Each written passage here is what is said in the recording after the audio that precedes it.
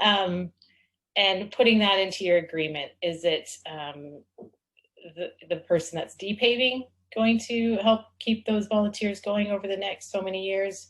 Or is it the landowner that's going to take that responsibility on? So those are just a few of the little questions you have to remember when you're thinking of who's going to maintain it.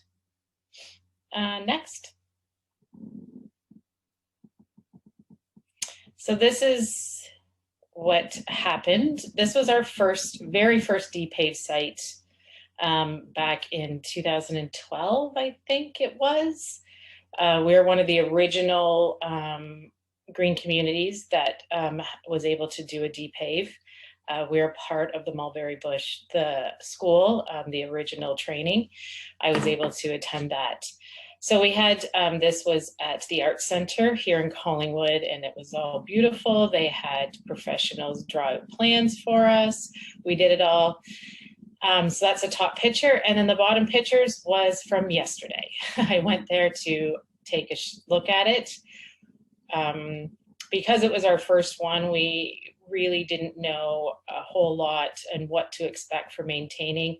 We thought we had it covered with the Arts Center, but clearly, as you can see, it is not covered. Everything's they've ripped it all back up.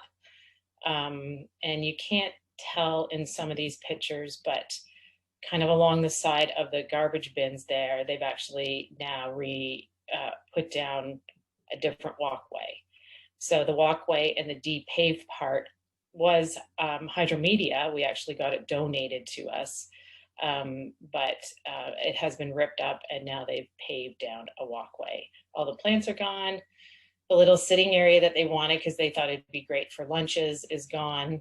The rain barrel you can see is not attached to anything anymore. It was attached off to this side, kind of underneath where you see this sign Elaine. There's that downspout there. The rain barrel was there to help maintain the plants, but this is kind of the state it's in now. So it happens. Yeah, that's 10 years ago that we did that. So just kind of a visual for everyone to see when you don't figure out who's maintaining sites. Next. The next question you always have to ask is, when are you going to maintain it? It all depends on what you're going to be putting in the site after you paved it. If you're planting a community garden or a pollinator garden, if you're just planting some trees or a nice little green space, you need to think of when is the best time to start maintaining it. And I always, going forward after we learned our lesson in 2012, I like to put a schedule together to include with our site host, like a year, kind of a calendar on when things should be maintained. So if it is a community garden or a pollinator garden, you know, checking this time of year, going in and starting to clean it up and getting it ready, preparing it for planting. And then also if you have fruit trees or any other type of trees, looking at pruning them, and then maintaining those gardens throughout the summer. Who's going to weed them? If it's a community garden, is it the community? Are you selling the space? Are the spaces being used by the community to harvest the vegetables and fruit that you have in there? If not, who is going to do that and where are they going to go? And then at the end of the season, putting the beds to rest and having them prepared for the winter time, for the snow. And same with the trees. In the summertime, do you have to put bags around the trees and keep them watered? All of those kind of things you have to think about when you have your site plan and your drawings complete on what's going into the site. Next. So this is another picture. This was a Depave we did 4 years ago. It was pre-pandemic. And we did a community garden with the municipality, the town of Collingwood. And so we had put mulch down in between the beds. And now, as you can see, the mulch is starting to disappear. It's getting absorbed. It's moving around. So it needs a good cleanup. The beds held out really well over winter, so now they just kind of need turned for the public to come in and start using them to plant their fruit and vegetables. But yeah, the rain barrels are tipped upside down. They're not where they used to be. The winter's kind of thrown things around there. So it's taking into consideration these little things that you might not think of. We are fortunate enough that the municipality has part of this is engineered mulch, so it is accessible to everyone that comes into the space. So it's in our site host agreement, we put in there that the municipality would help take care of that, and we could draw from them to top it up every year. Next. And then what you need to maintain your site.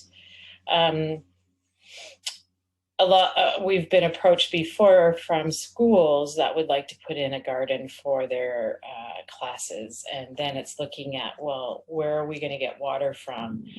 Typically, there's no downspouts at school, so you can't really hook up a rain barrel, and outdoor taps aren't possible at most of the schools that I've visited. So maybe it's not having a garden at the school and coming up with another green space that would be more suitable to depaving that site, so they have the resources they need around them. If you're putting pavers down, do you have in the budget to maintain those pavers if they break after, you know, snow removal, if something's broken on them? The trees, if some of them don't survive over winter, do you have some more budget to purchase more trees, or is that part of the site host agreement that they will keep replenishing any of the trees that don't survive? And again, volunteers are the key to maintenance, is getting the volunteers lined up. Go to the Horticultural Society, any gardening clubs that you have in your community. They're always very keen on helping these types of projects continue. So it's kind of looking at not just people power, but what other resources you're going to have to come up with to continue it long term over the next few years. Next.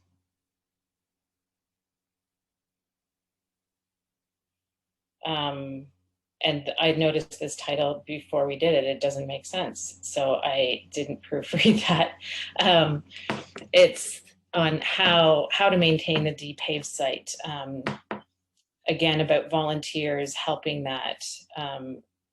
If the site host is a school, what does that look like during summer when school's not in and no one's around to help maintain it?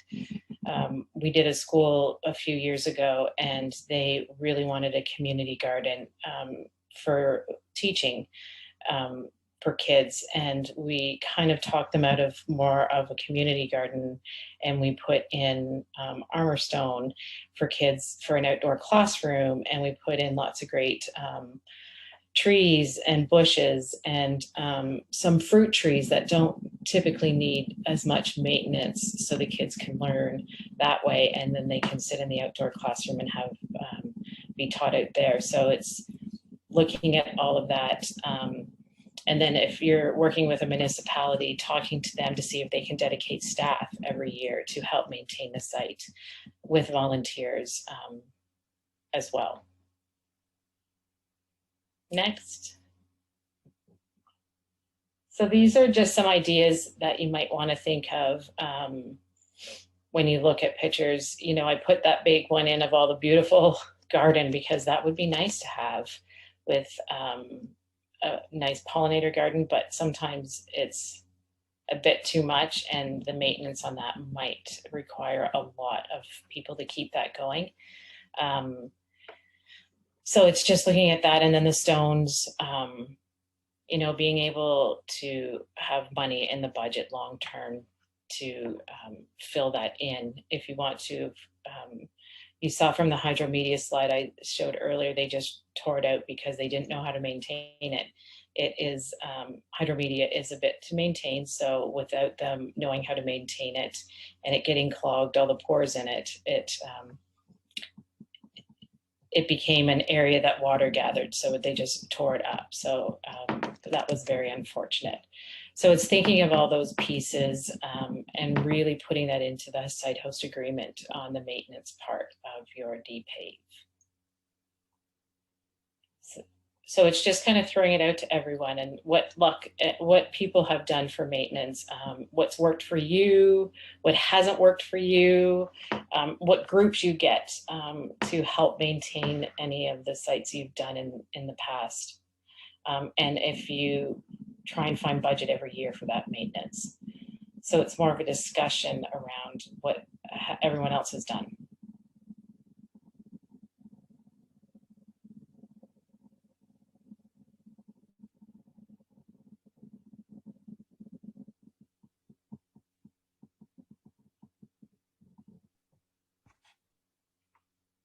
Do people put in their site agreement the maintenance piece of it on their site host agreement?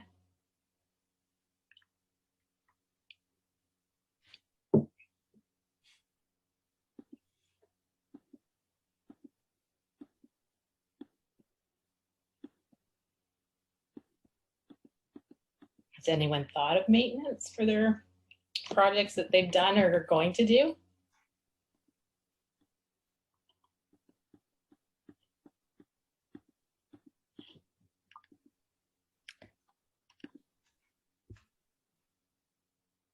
Sorry, I'm just looking in the chat.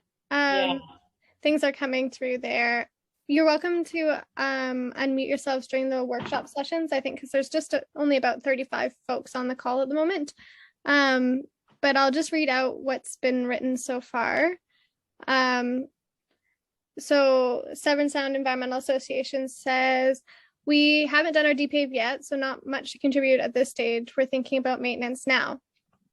Beatrice says, it has proven to be a challenge at some sites, while at others, the hosts do amazing. Zoe says, we just started our maintenance draft plan for our first Depave. Beatrice says, creating a manual for hosts has really worked for us. And I know that as in the position that I'm in, a lot of folks, when they're working with more institutional partners, so for example, whether it's the municipality or a school board or like a college or university, the site maintenance is usually a key factor in that original site host agreement. So folks really want to know before they lock in on a project and decide that they're going to be the host for their Depave, that the maintenance plan has been thought through and that it's very clear who that's being delegated to. Whether or not it's the responsibility of the depaving organization, whether it's their responsibility with whatever maintenance crews they may have or maintenance departments they may have, or whether or not there will be like a volunteer grouping that can take that on. Yeah, I think we're always trying to sell Depave to various organizations and institutes. So being able to showcase previous Depave and how it's been kept up is going to help sell the concept of depaving their site. If they happen to look around and see some of the sites that you have depaved in, tragically, it's like the first picture I showed you that it's all torn up. It's hard to make that sell to them.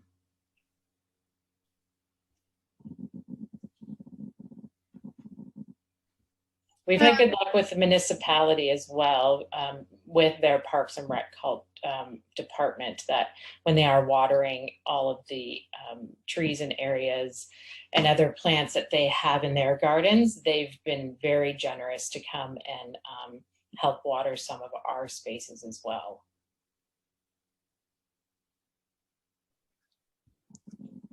I'm not sure if it's helpful for me to just read what's happening in the chat. But Helena says, we have done maintenance plans, but sometimes the hosts don't have time to refer back to it. We include it in the site host agreement, but find it's helpful to check in and organize volunteer work bees when we have the capacity. And I would agree that like having a marker in your calendar that just says to check in with X, Y, and Z, even post project, just to ensure that those things are happening is really valuable. This past year when we did the site audits for the Ontario Trillium Foundation Depaves, we found that was a really useful exercise, hearing back from the past site hosts. Firstly, what, their perspectives on the site a few years down the line, but also how has the site been maintained and what's the impact, 1, 2 years or 3 years down the line. Zoe says, something from ours I think will work well is we've connected with the community gardens educator for our city. They offer on request workshops to all community or school gardens. So our partner knows that they can reach out in the future about things like tree pruning if they need it. Kira asks, have there been Depave events at any universities? And the answer is yes. Kerri, would you like to speak to that? If there's for the Depave at universities? Yeah. I've only done them at schools, not universities. Public schools, I've done my Depaves that I've had in the past. So I can't speak specifically to the university, but I don't think it would be much different. Well, actually, it probably is a little bit different because university, there are people around all year round. So it might be easier to maintain a site throughout the summer months, where at public schools and high schools, it's not quite as easy. I feel universities might have a bit more of an infrastructure for Depaves that would be a lot easier to work with than a public board. I also found with the school board, it was harder as they have their preferred vendors and their approved list of vendors. I'm not too sure if the universities would as well, or if it's easier to have contractors come in and do work at the university level. Totally. I see in the chat, Haley has said, we put maintenance responsibilities in our host agreements, but it hasn't necessarily been followed. I also find that lack of knowledge is a huge barrier to effective maintenance. Yeah, we usually do a workshop. In the past, when we've done this, we do a workshop with the host, letting them know what maintenance should look like over the course of the year to help educate them on, if you're planting a pollinator garden, yes, it's going to look like the picture you see there on the far right. That doesn't mean that it's dead and needs to be pulled out. It will come back. So it is doing that education piece I found really helpful once we've completed the site. Mm-hmm. Barb says, the first year the town horticulturalist volunteered to come by and water, and when she was out watering other town gardens, so that really helped, especially since the hose had to be brought along. Real went over several times to do the deadheading, like in the fall, and we'll see how it goes this year. And yeah, I found our horticultural society here has really been very helpful on our sites. There's so much in the chat. Asia says, I'm guessing periodic check-ins with the site host would be beneficial. I definitely agree. Christine says, I was in a GI workshop a couple weeks ago that was sharing lessons learned after a few years of evaluation. It may seem obvious, but something that came up was that as much as possible, use low maintenance plants in the design phase so it doesn't need a ton of upkeep. Generally, native plants fare best, but important to ensure what works best for different soil, sun, and moisture conditions. Yeah, definitely. Trying to always use native plants will be the best. Mm-hmm. And also not overplanting, because I think people often want to see like a huge transformation on the planting day, but things grow out and expand. Particularly, a lot of native plants are self-seeding.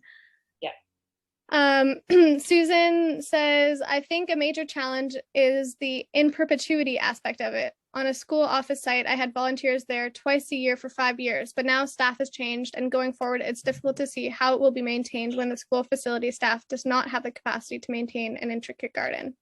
Mhm. I definitely agree. Especially also because our funding windows are so short. It's certainly a challenge to figure out, okay, even if there's, sometimes there's volunteer capacity, but if we want to be able to provide a little bit of staff time towards, even just checking in with those site hosts, it can be very challenging. And the more sites that you do, then there's more to check in on each year. Allison says, we don't have capacity to support maintenance after the Depave project is complete. Do other groups have consistent funding for Depave projects that allows for continued support to the hosts? I've never had any extra funding. It's more been just my time making sure things are, connecting with the site host every year, helping them plan. To me, I always found it's better for me to take a few hours out of my time to help them plan for the maintenance throughout the year than have to worry about me trying to do the maintenance myself. So helping them find solutions on maintaining the area for the year and spending that time with them once a year doing it has been really helpful. Absolutely. Beatrice says that they often try to include some maintenance into other grants as well when possible.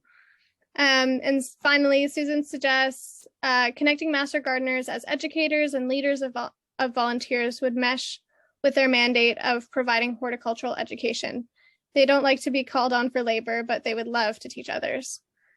And I think that definitely kind of coincides with a lot of these projects being like interpretive gardens or educational gardens or an opportunity for a demonstration site of some sort.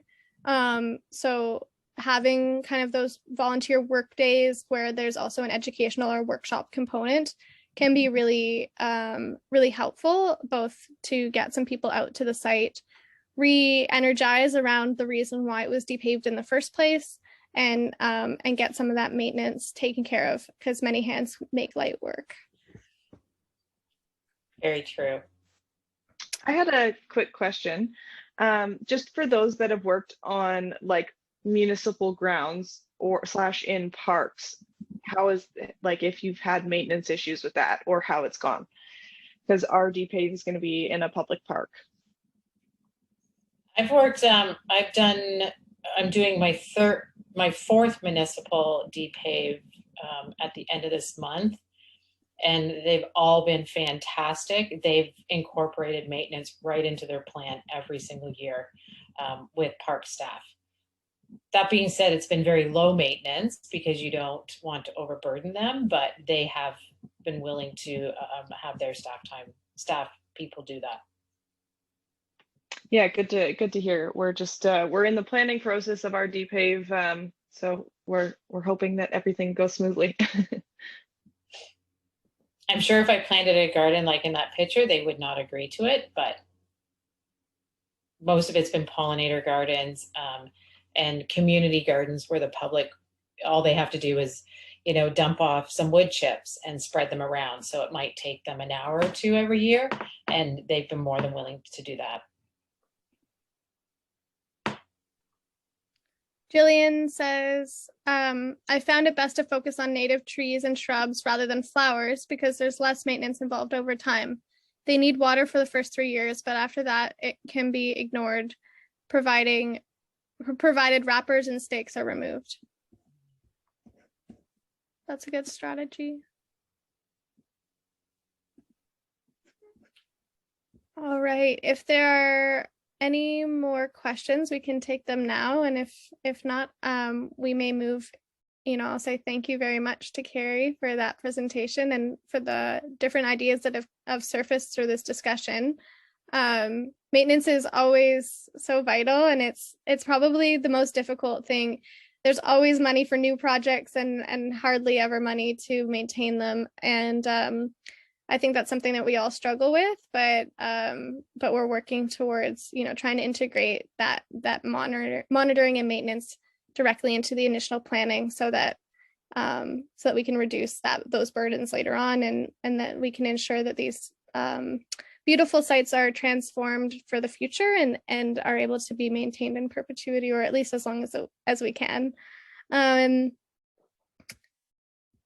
So thank you very much for that presentation.